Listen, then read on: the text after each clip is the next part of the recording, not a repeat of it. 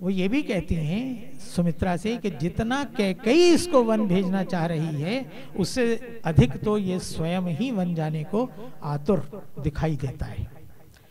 इन चीजों को देख के मैं कहता हूं कि आखिर राम क्यों इतने व्याकुल हैं वन जाने के लिए। उन्होंने ये तो कह दिया कि मेरा अभ्युदय, वन ना गए होते, अयोध्या में राजा बन के बैठे होते तो बहुत अच्छे राजा हो सकते थे, पर ना अवतार होते, ना ब्रह्म का रूप माने जाते, ना कुछ और उस तरह से होता। इसलिए अभ्युदय तो उनका हमको समझ में आता है किस रूप में है। अब ये कब तय हुआ कि वो वन जाएंगे, इसमें सिवाय इसके जो एक आभास मिलता है कि जब विश्वामित्र उनको ले गए थे उनसे ही ये बात हुई होगी, और नहीं तो राम को किसने ये पट्टी पढ़ाई कि वन जाने में तुम्हारा अभ्युदय है, वन जाओगे तो क्या करोगे। तुलसी ने बहुत मजे से शुरू से कहा कि देवताओं का काम करने के लिए आए, देव कार्य है वो उसी के लिए आए हैं, वो अवतार उसी लिए हुआ है। वाल्मीकि रामायण में बाद में तो खैर आज जो रामायण हमको उपलब्ध है उसमें बहुत कुछ ऐसी चीजें हैं जिनमें आप उनको ब्रह्म के अवतरण के रूप में भी देख सकते हैं, लेकिन वहाँ इस तरह का कोई वर्णन नहीं है कि वो कहते कि मैं आया ही इसी काम के लिए हूँ। वहाँ सीधी सी बात यह है कि उन्होंने कहा कि मेरा अभ्युदय इसमें है। और कौशल्या का सारा विरोध जो है, सुमित्रा को कहती है कि ये तो खुद जाने को आतुर है, इसको रोक। लेकिन राम किसी से कोई चर्चा करके, अपने तर्क दे के, विवाद करके लोगों को सहमत करना, कन्विंस करने का काम नहीं कर रहे। वो तो सीधी सी बात है कि मैं जा रहा हूँ। और यही बात पहले तो लक्ष्मण भी बहुत तड़पते हैं कि क्यों भरत को बंदी कर लो, पिता को बंदी कर लो, ये सब। तुलसीदास ने उसको कहा ना कि लक्ष्मण कही कछु अनुचित बाता, उससे ज्यादा वो कुछ नहीं कहते, वो कहते हैं अनुचित बातें कहीं। वाल्मीकि में सारी बातें वो स्पष्ट रूप में वो कहते हैं कि इस मतलब अगर कहा जाए आज की भाषा में तो कि इस बुढ़े का दिमाग खराब हो गया है, इसको बंदी करो। और आपका राज्य है, आपका अधिकार है, आप राज्य करें, कौन आपके विरुद्ध लड़ेगा, मैं देखूंगा, सब से संभाल लूंगा, मैं देख लूंगा भरत को भी और उसके मामा को भी, इसको भी, उसको भी, सब कुछ। इस तरह का सारा वातावरण है। लेकिन राम एक ही बात में समझा देते हैं कि ये काम है हमारा, हम इसके लिए हैं, चलो। तो लक्ष्मण भी साथ जाने के लिए तैयार हो जाते हैं। और सीता का तो आपको पता ही है कि वो तैयारी हो गई है सारी की सारी। ये लगता है यही है जो अनुमान हम कर रहे हैं या कल्पना कर रहे हैं कि विश्वामित्र ने उनसे वचन लिया होगा कि तुम वन जाओगे और वन जाने की तैयारी। लेकिन राम जिस समय वाल्मीकि रामायण में जिस समय जा रहे हैं यमुना पार करते हुए, बल्कि उसके पहले जिस समय वो निकल रहे हैं रनिवास से, आपको मालूम है ना कि दशरथ की ये 3 ही रानियां नहीं थी, और भी बहुत थी। सुनि शिशु रुदन परम प्रिय बानी, संभ्रम चली आई सब रानी। ये तुलसीदास कह रहे हैं कि जिस समय ये 3 रानियां प्रसव के बाद लेटी हुई हैं, उसके बाद संभ्रम चली आई सब रानी। कौन थी वो रानियां? यही तो उठ के नहीं गई थी, ये तो तीनों प्रसव के बाद अपनी शैया पर लेटी हुई होंगी। लेकिन वहां पर और बहुत रानियां हैं। वाल्मीकि रामायण में पूरा एक, जिसको हम कहते हैं कि रनिवास जो है, रुदन है, वहां रो रही हैं वो रानियां कि अगर राम चले गए तो हमारी रक्षा कौन करेगा। ये रुदन वहां की रानियों का जो ये बतलाता है कि उसके पहले की स्थिति क्या थी, उनकी रक्षा कौन कर रहा था। क्यों राम लोकप्रिय थे, राम अभी राजा नहीं बने, उनका युवराज अभिषेक नहीं हुआ, लेकिन वो रानियां कह रही हैं कि राम चले गए तो हमारी रक्षा कौन करेगा। यहां तक कि स्वयं दशरथ कहते हैं कि अपनी मां, मतलब तुम्हारी मां को भी संकट है। राम रास्ते में लक्ष्मण से कहते हैं कि वो लोग मेरी मां को मार डालेंगे, मैं तो वापस जा नहीं सकता, तुम लौट जाओ। और इस ऐसी स्थिति में वो अपनी पत्नी और भाई के साथ छोड़ करके जा रहे हैं।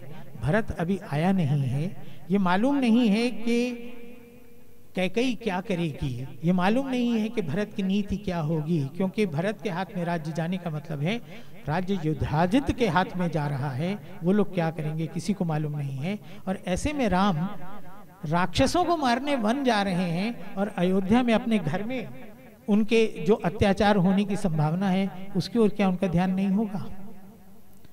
और एक ये बड़ी चीज है जो उस समय तुलसीदास ने बहुत ही अच्छी तरह से वो किया है, जब वो जा रहे हैं कि किस तरह से बाप का राज, तजी बाप को राज बटाऊ की नाई, अपने बाप का राज्य बटाऊ की तरह, पथिक की तरह छोड़ दिया। बाप का राज मुहावरा भी है। तो उनका राज्य है, उनके बाप का राज्य है, और उसको छोड़ करके वो ऐसे जा रहे हैं बटाऊ की नाई।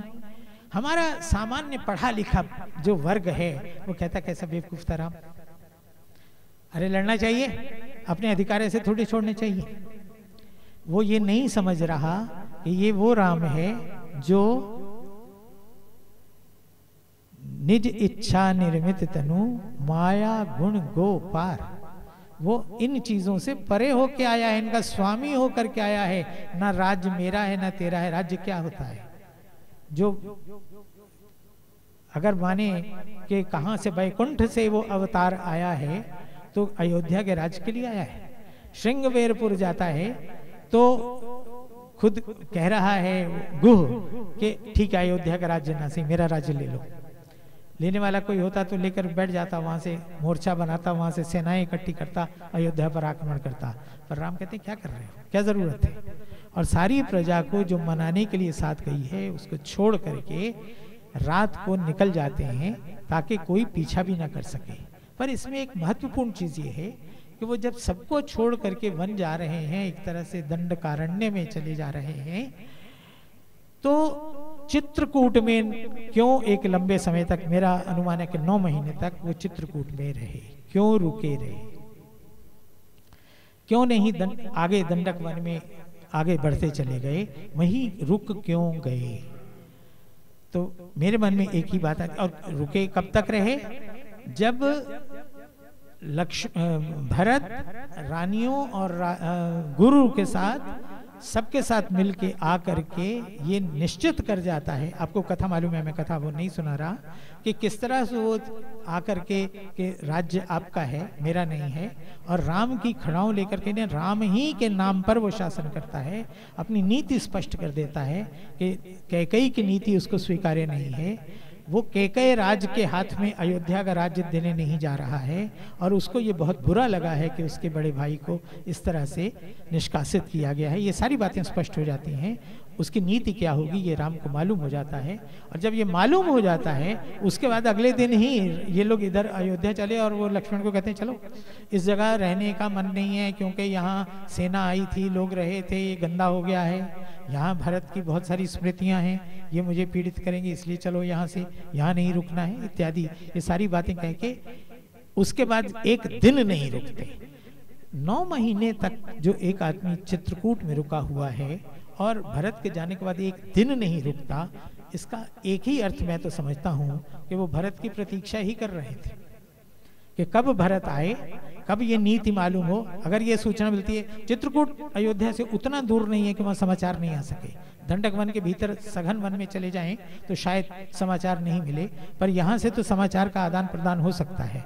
और अयोध्या में राम के भी बहुत मित्र थे, लक्ष्मण के भी बहुत मित्र थे, वहाँ बहुत सारे आश्रम हैं जो वाल्मीकि रामायण में बकायदा उनके नाम आते हैं कि जो इनके साथी हैं, वो सब इनको सारे समाचार पहुंचाएंगे कि क्या हो रहा है क्या नहीं हो रहा। इस दृष्टि से ये एक इतनी दूरी पर है कि जहाँ अयोध्या से दूर भी हैं लेकिन इतने दूर भी नहीं है कि समाचार ना आ सके। समाचार आता, यदि हम कल्पना करें कि ये समाचार आता कि भरत आ गया है और उसने अत्याचार शुरू कर दिया है और ये राम के पक्ष के सारे लोग दुखी हैं, मैं ये नहीं कहता कि राम लौट जाते, लेकिन कुछ ना कुछ व्यवस्था करने के लिए ही तो वो वहां बैठे थे कि किस तरह से भरत को रोका जाएगा।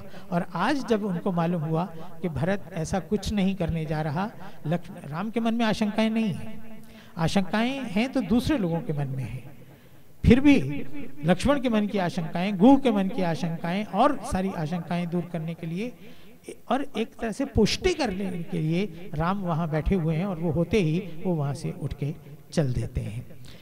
मेरा विचार है कि आज हम चित्रकूट प्रस्थान करें और कल इसके आगे की बात करें। सहमत हैं आप लोग? हाँ, मैं आपको आपकी इच्छा के विरुद्ध ना आप अधिक बोलना चाहता हूँ, ना आपकी इच्छा के विरुद्ध कम बोलना चाहता हूँ। जो आप कहेंगे वही होगा। मेरा ख्याल है कि लोगों को घर जाना होगा, 8 बजे का समय कहकर आए हैं, 8:20 हो गए हैं। अभी बशीर जी भी, मयूख जी भी बोलेंगे थोड़ा, इसलिए आज यहीं तक, और कल इसके आगे की यात्रा, दंडक वन की यात्रा हम कल करेंगे। धन्यवाद, नमस्कार।